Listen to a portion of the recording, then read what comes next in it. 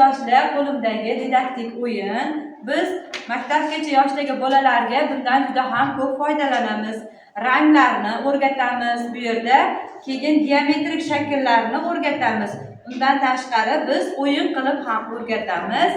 Bu o'yinda ikkita ishtirokchi kerak bo'ladi. Marhamat, ikkita ishtirokchi chiqing. Mana bu ko'rib turgan geometrik shakllarimizni joyiga, rangiga moslab, mana bu cho'plarimiz yordamida tortib olib joyiga qo'yamiz.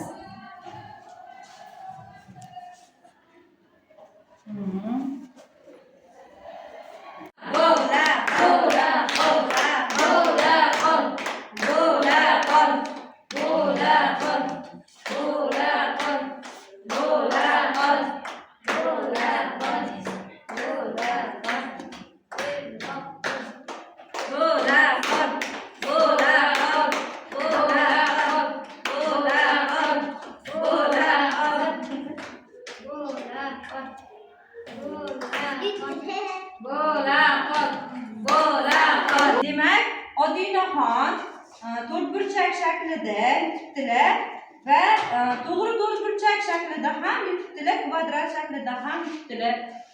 Ko'proq nafas mashq bilan bajarganlarida ko'proq shakllarni to'ldiribdilar.